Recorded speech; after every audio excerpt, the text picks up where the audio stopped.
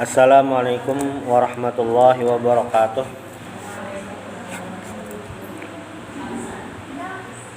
Alhamdulillahi rabbil alamin. Alhamdulillahil fatahil alim alladzi arsyada man istafahu min ibadihi lit-ta'allumi wa ta'lim wa ja'ala al-'ilma sababan najati wal fawzi bizulfa 'indal malikil 'azim. Wassalatu wassalamu ala man arsalahu Allahu hadan ila siratal mustaqim wa ala alihi wa sahbihi al-faizin min suhbatihi wa ittiba'ihi bil khuludi fi daril baqa'i wan na'im.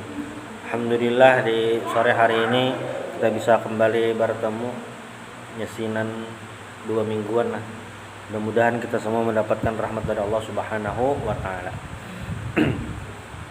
Salah satu ibadah yang memiliki keistimewaan dan itu merupakan khusus, memiliki perbedaan mendasar, yaitu sholat. Kenapa jadi sholat ini berbeda dengan ibadah yang lain? Banyak faktor-faktornya.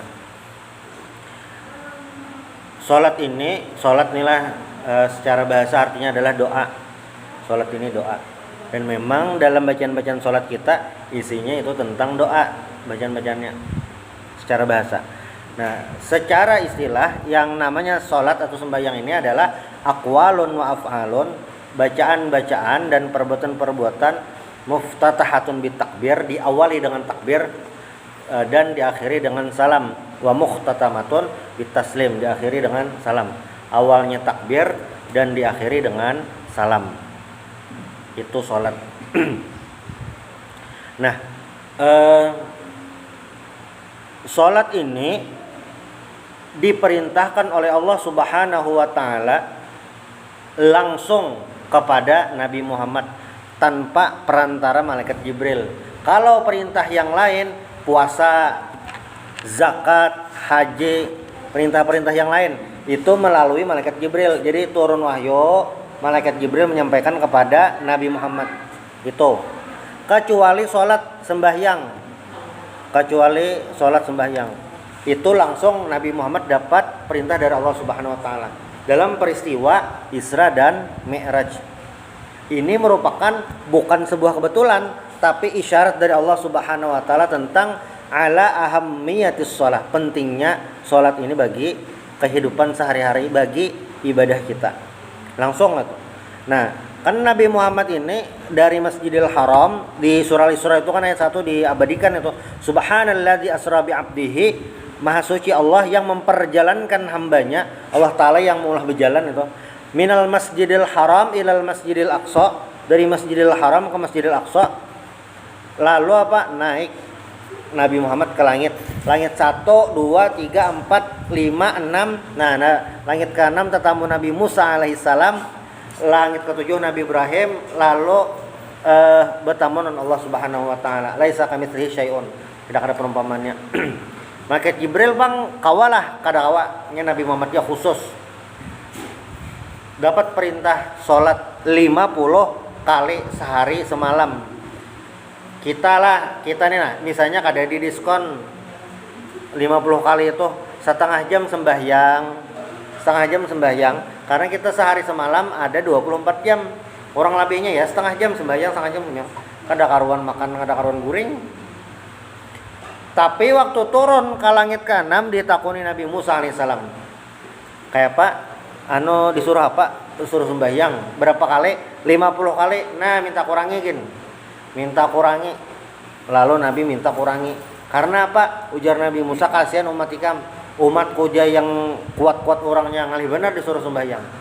Jadi memang Nabi ini diutus sesuai umatnya. Nabi Musa dikirim ke Bani Israel. Bani Israel ini ngalih benar dipadahi. Ngalih. Makanya kan di Al-Quran tuh kan namanya kita sami'na wa ata'na istilahnya. Kami mendengar dan kami taati. Nah, umat Nabi Musa itu sami'na wa asaina. Kami mendengar tapi kami maksiat, pokoknya kada mendengarkan. Bahkan dalam sebuah momen waktu Nabi Musa alaihissalam mengajak untuk berjihad, Izhab anta, ujar umatnya nih, izhab anta wa rabbuka inna hahuna qaidun. Kamu saja yang pergi dengan Tuhanmu, kami duduk aja di sini. Nah, sampai itu. Makanya Nabi Musa itu kasihan, lalu memberikan saran untuk minta kurangi Nabi. Beberapa kali bolak-balik, naik turun. Sampai sisa 5. Ujar Nabi Musa, kurangi lagi. Lalu ujar Nabi, kada supan ulun sudah. Nah, maka ditetapkan 5 kali sehari semalam. Cuma walaupun gawiannya 5 kali haja, pahalanya tetap sama 50 kali. Ini keistimewaan umat Nabi Muhammad SAW, berbeda dengan umat terdahulu. Umat terdahulu itu kada kayak kita umur handap pahala dilipat gandakan. Sudah, tutup perintahnya lah sembahyang nih. Nah, dan sholat ini juga awwalu su'alin yus'al yaumal qiyamah. Nanti pertama kali yang ditakoni hari kiamat apa? Scanker pian apa mereknya? Nah, ada yang itu. Rumah pian di mana? Nah, ada. Baju pian mereknya apa? Nah, ada. Lain itu ditakoni. Yang ditakoni pertama apa? Sholat sembahyang. Kayak apa sembahyang, kayak apa sholat. Apabila sholatnya ini beres, ibadah lain itu beres. Itu kenapa jadi sholat yang paling pertama. Dan sholat ini disuruh untuk diajarkan sejak umur 7 tahun bagi walinya, abahnya yang nyata disuruh. Jadi wajib, kan dikiralah wajib nih sembahyang aja ada. Jadi kuitan tuh menyuruh anak sembahyang umur 7 tahun hukumnya wajib. Menyuruh walaupun nang anak kada sembahyang, walaupun yang anak sembahyangnya sarakat saja, menyuruhnya tuh wajib. Menyuruh anak umur 7 tahun tuh menyuruh anak, nah itu hukumnya wajib. Sedang anaknya bang sembahyang kah? Kada kah? Inya sembahyang sambil nonton TV kah? Yang penting inya sudah disuruh. Nah kayak itu. Umur 7 tahun disuruh disuruh sembahyang. Jar Nabi muru auladakum bisalah. Suruhlah anak kalian sembahyang umur 7 tahun.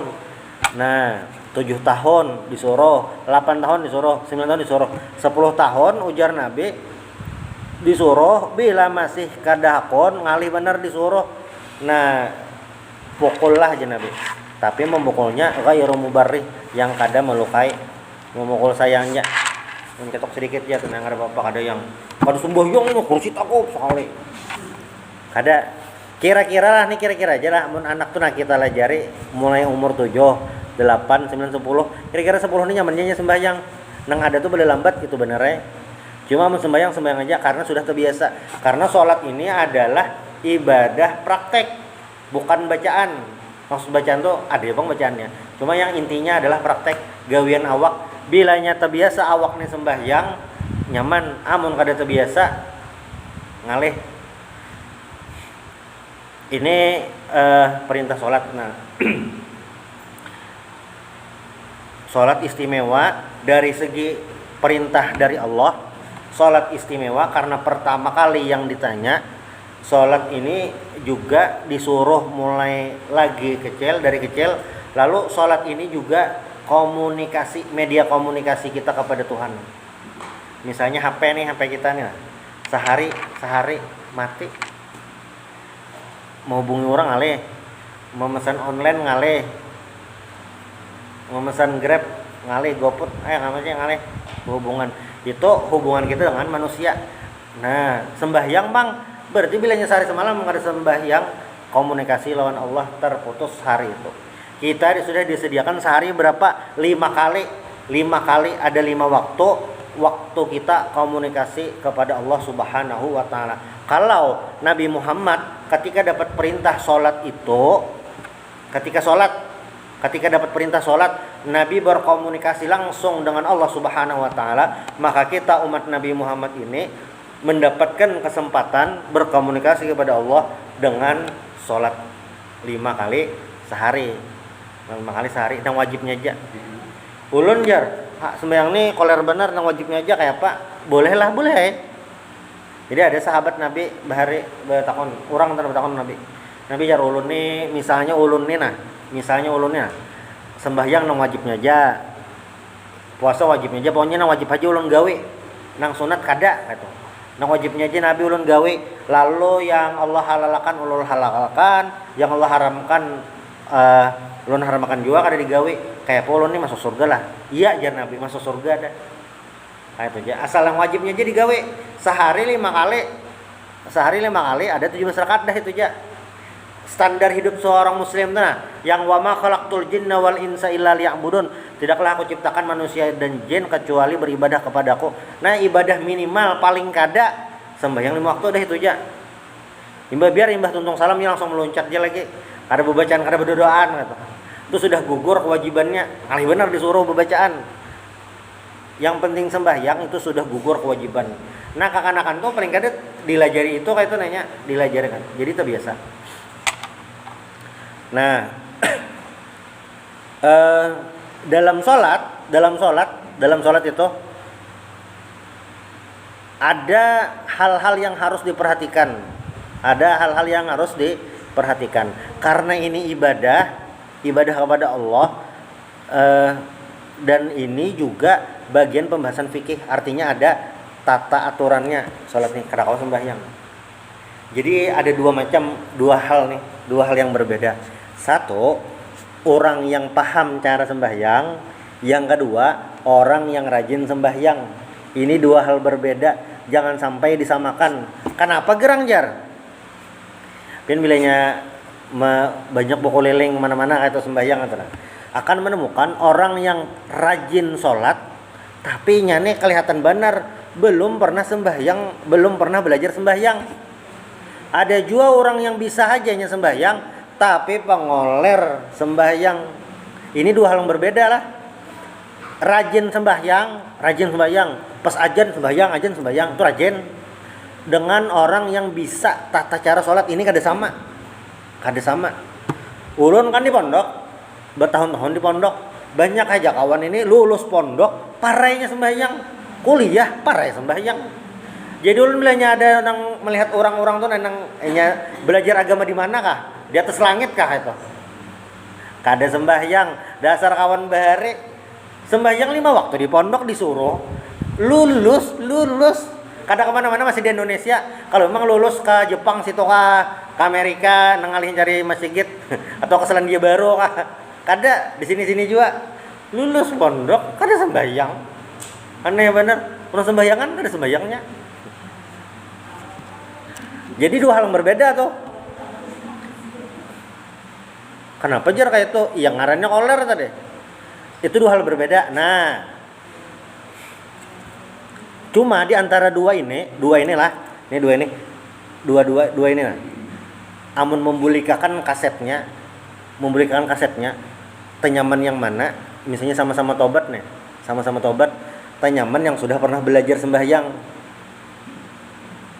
Kenapa gerang? Karena bilanya nang rajin sembahyang belum pernah belajar sembahyang sama sekali, membulikakannya tersulit-sulit. Kenapa jadi kayak itu jar?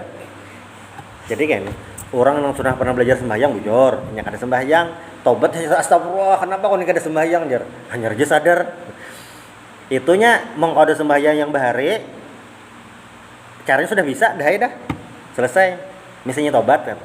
Kalau yang orang pertama rajin sembahyang tadi, misalnya anggap 5 tahun, kelolosan 2 tahun ini rajin sembahyang, cuma kada pernah belajar sembahyang, ditakoni bahasa, kenapa yang tadi sembahyang itu? Kada juga melati orang aja. Nah, tasalam, dicek dulu kayak apa sembahyang. Kan dalam sembahyang ini ada 3 macam yang gawian. Rukun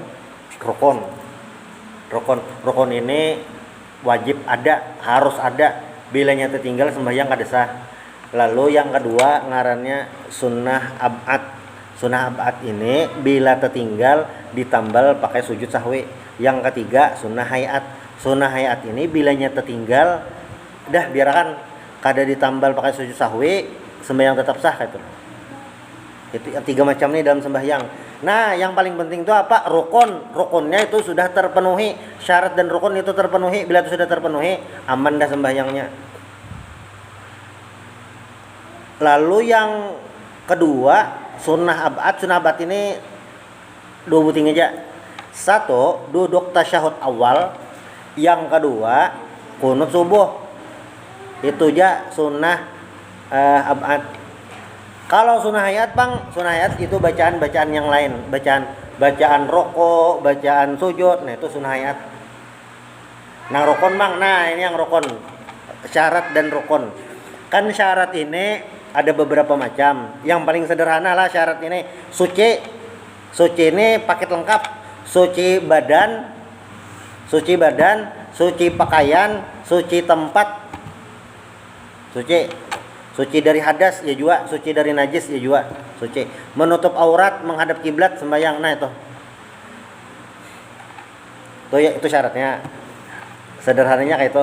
Rukun ini ada 3 macam. Ada rukun qalbi, itu niat sekali aja.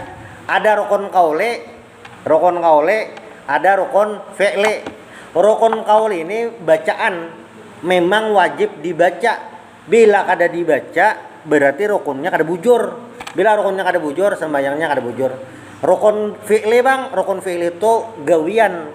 Bila itu kada digawi atau gawiannya kada bujur, berarti rukunnya kada sah. Bilanya rukunnya kada sah, sembahyangnya kada sah. Nah itu 3 utang. Nang rukun dulu. Nah rukun qauli, nah ini nyaman benar. Rukun qauli ini cuma ada beberapa aja dalam sembahyang. 1, takbir.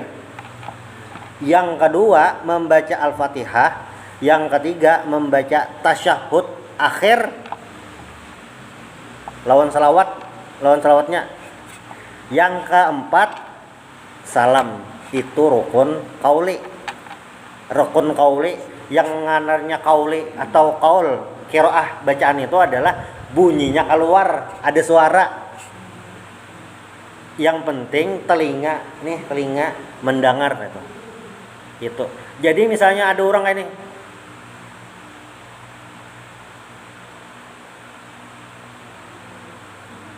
nah itu kan di bacaan nyata sudah kada mungkin, mustahil benar kan, coba aja montong na bakantip kawa bebacaan itu mustahil benar, kada kawa. Amun sembahyang tuh ukurannya man ya, bila kada keluar bunyi itu berarti rukun kaulinya belum sesuai aturan, belum sesuai SOP. Bilanya tuh kau ditangguh sudah, bilanya nah ini semuanya nyam. Nah itu kada bacaan sudah, dalam hati itu lain bacaan. Ini khusus untuk bacaan sembahyang. Nah khusus. Amunnya berzikir bang, namun berzikir entah la ilallah astagfirullah atau Allahumma Muhammad, itu kawa dimuntung, kawa di hati. Dalam WC kawalah berzikir, kawa tapi dalam hati. Dalam WC misalnya, kan dalam WC kada boleh bacaan. Bang mencongol hantu, jar kada kau bacaan dalam WC, dalam hati aja bacaannya. Soalnya hantunya kada buka-buka, aku udah mendengar nah tadi jar. Jadi bacaan itu harus keluar. Ini bingung, kada orang mikirana. Muntungnya kada bergerak nan jam. Kada keluar, muntungnya kada bergerak. Kayak apa ya keluar bunyi ya. Ya kita bacalah. Nah ada itu lah. Kada keluar bunyi. Jadi rukun qaul itu harus keluar bacaannya walaupun gimit. Jadi ini telinga sendiri aja mendengar, asal telinga seorang aja mendengar gitu nah. Yang standar. Amun misalnya lagi hujan abad bang, bokocak lah kita. Kada yang standar ya, penting standar lah. Bismillahirrahmanirrahim. Kada jowo bokocak kada, asal telinga mendengar. Itu rukun qauli. Itu kada kau ditawar-tawar lah. Nah rukun qauli tadi 4 buting ja. Takbir, Al-Fatihah, tasyahud akhir dan salawat, lawan salam. Itu rukun qauli, bacaan dasar harus dibaca. Orang kada tahu nah kenapa jadi banyak mana orang sembahyang muntung kada bergerak, itu kada bacaan bang kayaknya. Nah itu kada baca, jadi harus keluar lah. Nah karena ini bacaan, jadi harus standar bacaan Allahu Akbar. Nah itu jangan dimacam-macami lagi dah. Dimacam-macam lagi apa misalnya Allahu Akbar. Nah, panjang alifnya ada. Jadi yang panjangnya Allah, di situ panjang. Mah angkat tangan. Nih angkat tangan. Nih kita sembahyang Allah. Namun latihan kayaknya dubinian bisa aja ini. Nah, mah angkat tangan ini tangan. Nih. Mah angkat tangan ini, mah angkat tangan ini hukumnya sunat. Ini mah angkat tangannya ini hukumnya sunat. Yang rukun bang, rukun tuh bacaan Allahu Akbar. Allahu Akbar itu rukun, mangkat tangan ini sunat. Jadi misalnya ada orang mangkat tangan ada yang kayak ini. Ada yang kayak ini. Ada yang kayak ini. Ada yang kayak ini nya. Ada yang kayak ini nya. Itu kada mempengaruhi sah atau kadanya sembahyang. Ada mempengaruhi, walaupun takbir itu aturannya di bawah telinga tuh nah kayak ini. Walaupun kayak itu yang paling pas toh. Cuma itu kada mempengaruhi sah atau kadanya sembahyang. Angkat tangan. Yang mempengaruhi itu apa? Bacaannya tadi apa? Allahu Akbar. Jangan ditambah yang lain. Misalnya apa? Bertasydid. Allahu Akbar. Nah. Atau nih hilang bunyinya. Misalnya kayak apa? Pian bisa ada tamu nang kayak ini, Allah aknya mana kada ada hilang. Ya ada nang kayak ini, Allah aknya kada ada. Nah, itu hilang, nah kada bujur juga. Jadi harus Allahu Akbar nah itu. Jangan macam-macam itu rukun qauli, dasar harus pas. Itu kan ada pilihan lain. Nah, misalnya bisu bang kayak apa? Amun bisu sesuai kemampuannya aja. Amun bisu sesuai kemampuannya aja. Ada apa-apa? Ada masalah. Cuma bilanya misalnya ini imamnya bisu, makmumnya kada bisu.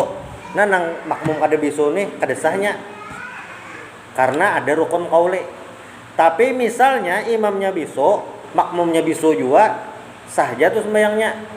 Kada ada bacaan, artinya bacaan ya, pakai isyarat misalnya. Ada apa? Ini bacaan tadi. Al-Fatihah bang, sama.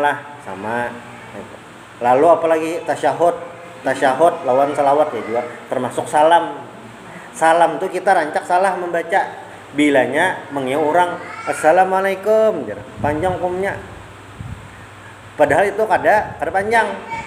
Waktu sembahyang bang berarti jangan sampai tersalah. Assalamualaikum. Nah itu paling minimal. Assalamualaikum paling minimal dah. Assalamualaikum warahmatullah. Paling enggak ada assalamualaikum. Rukun tuh sampai di situ. Nah, salam ulang. Nih kita duduk tasyahud akhir. Kan salam itu rukun. Nah, yang rukun itu apa? Yang rukun itu salam pertama, dan rukunnya itu cuma sampai assalamualaikum. Itu aja rukun. Sesudahnya yang lain itu hukumnya sunat. Jadi assalamualaikum rukunnya sampai situ. Ditambahi warahmatullah itu sunat. Kepala berpaling ke kanan itu sunat. Lalu salam kedua assalamualaikum warahmatullah itu sunat. Kepala berpaling ke kiri itu sunat juga. Jadi yang rukun itu salam pertamanya aja sampai assalamualaikum. Misalnya aja bang, misalnya lah lagi sakit parut, pas membaca tahiyat akhir at-tahiyatul mubarakat terus menahan sakit parut, anak tekantut assalamualaikum menahan kantutnya nah. Itu pas assalamualaikum tut ya tekantut. Nah, itu sembahyangnya sudah sah. Dan sampai situ jangan disambung lagi. Misalnya assalamualaikum tut Udah harus diapa-apain lagi dah, habis dah, untung dah. Harus disambung lagi. Tapi itu sudah sah. Tapi misalnya assalamualaikum, nah, bahasa tuh, bahasa, bodoh bahasa. Baudu bahasa, sembahyang bahasa. Itu maksudnya supaya tahu rukun itu yang mana? Supaya tahu rukun itu yang mana? Itu minimal rukun tadi. Nah, di antara yang tadi kalau takbir insya Allah banyak aja yang bujur. Salam insya Allah banyak aja bujur. Kadang-kadang. Salam nih juga, salam nah nih. Salam ini kumnya jangan panjang. Jangan assalamualaikum.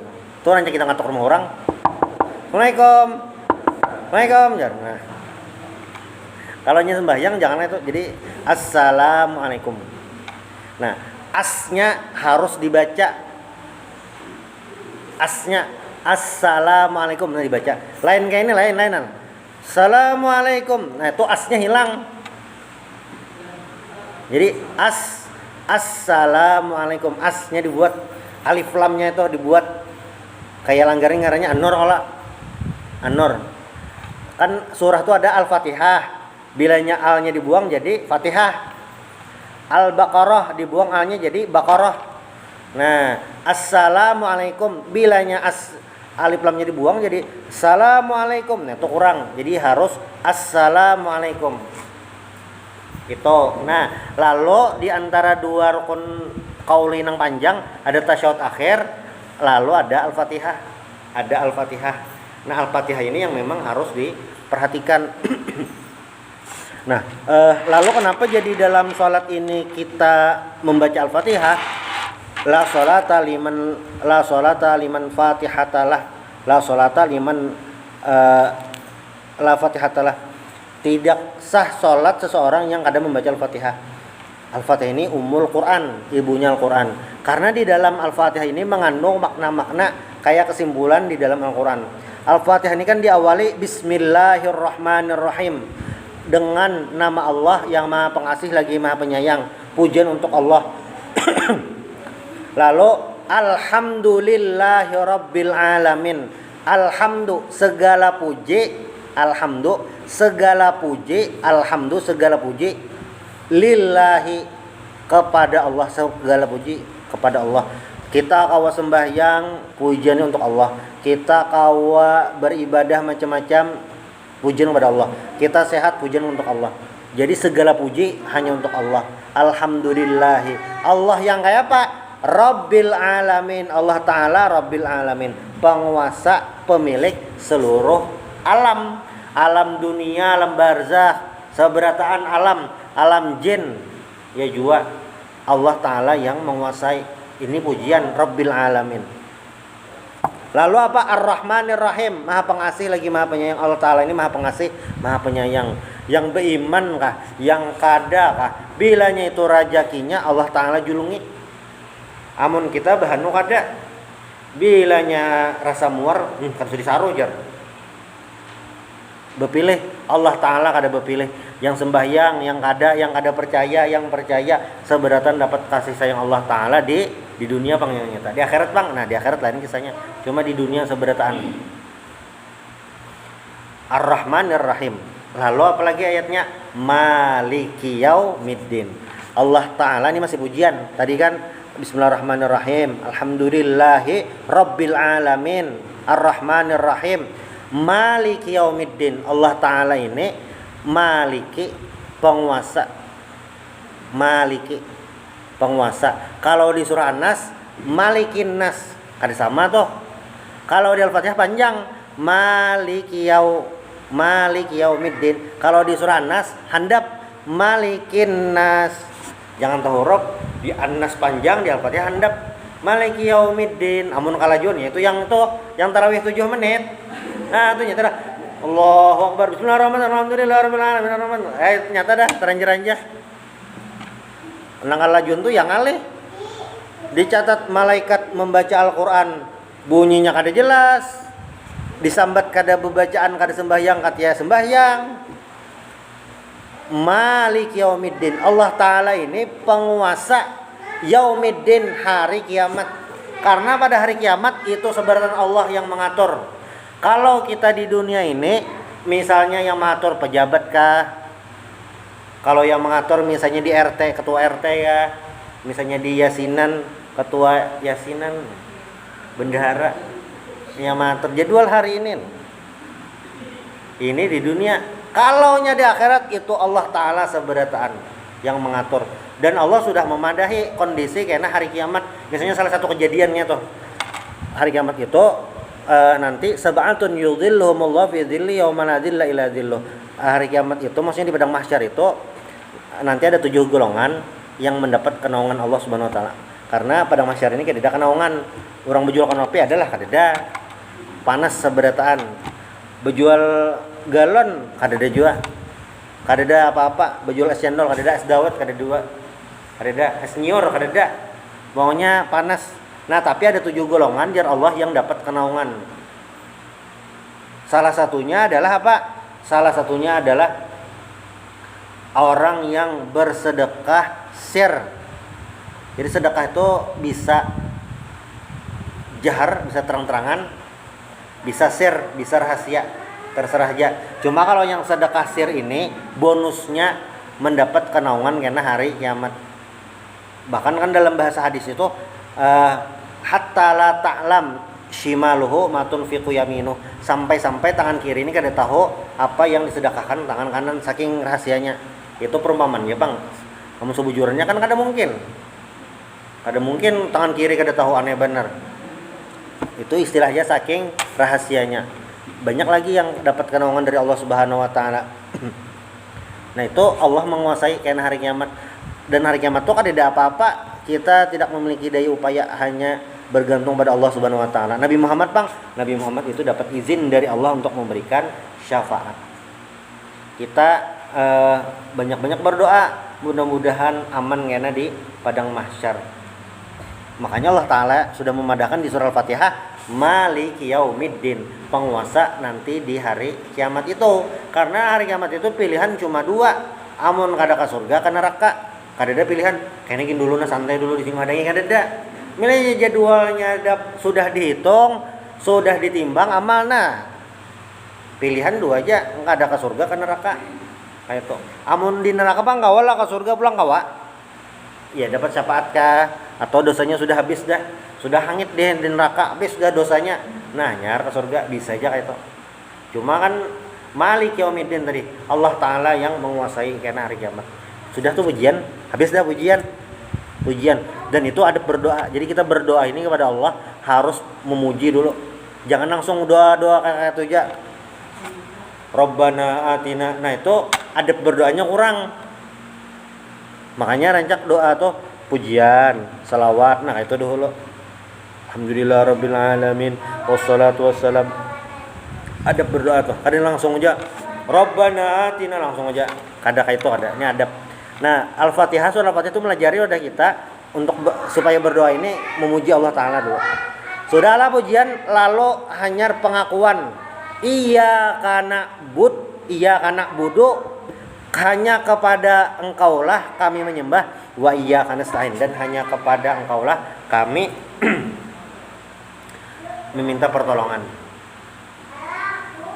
Dalam struktur bahasa Indonesia ada predikat, kata kerja, ada subjek, pelaku atau fa'il, ada objek yang kena pekerjaan objeknya. Itu maf'ul bih. Bahasa Indonesia. Dalam bahasa Arab, kalau maf'ul bih atau objeknya ini didahulukan, maka itu akan bermakna takhsis, pengkhususan. Iyyaka na'bud, hanya kepada Engkaulah, berarti hanya kepada Allah saja menyembah, tidak ada yang lain, tidak ada mensekutukan Allah Subhanahu wa taala. Iyyaka na'bud wa iyyaka nasta'in. Nah, itu pengakuan, imbahnya hanya doa kita kepada Allah Subhanahu wa taala. Doanya apa?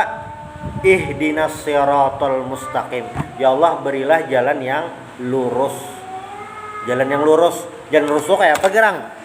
Siratal ladzina an'amta 'alaihim, jalan yang Engkau beri nikmat kepada orang-orang tersebut.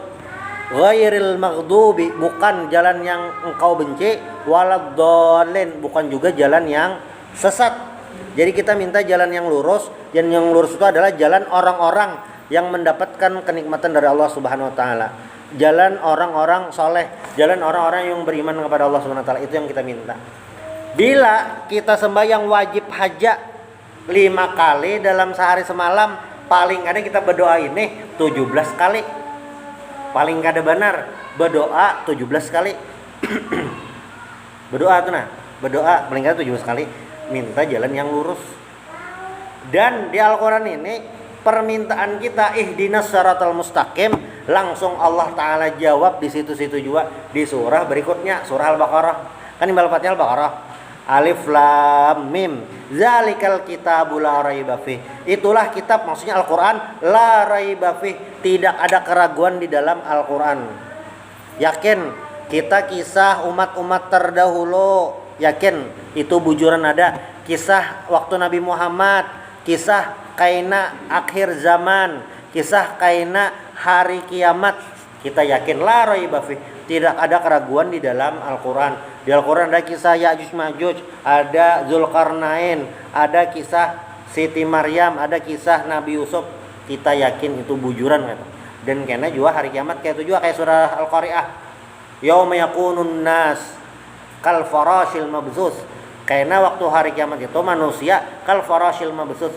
Farash itu kayak serangga yang berterbangan, tekipayan, tepelancong, melancong berataan, tekipayan mang hari kiamat. Hudal, jadi Al-Quran itu apa?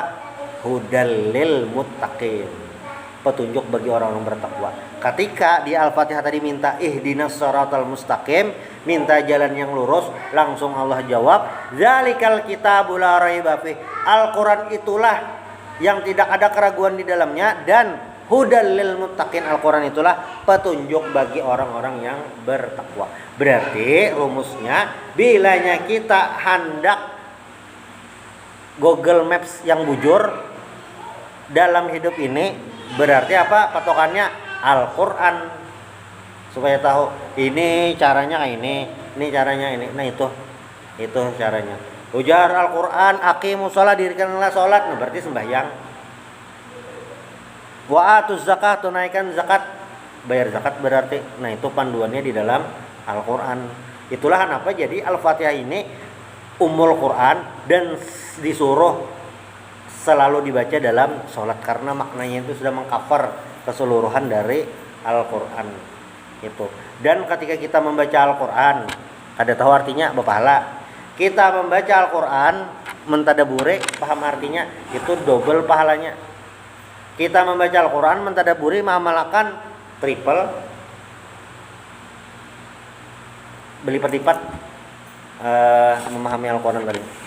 Nah, mudah-mudahan kita bisa selalu disehatkan dalam beribadah kepada Allah.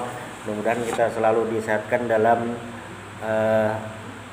menjalankan sholat, terutama sholat 5 waktu, dan kita bisa mengajak keluarga kita, orang-orang di rumah kita, agar bisa selalu melaksanakan ibadah sholat. Subhanallah bihamdik, asyhadu an la ilaha illa anta, astaghfiruka wa atubu ilaik.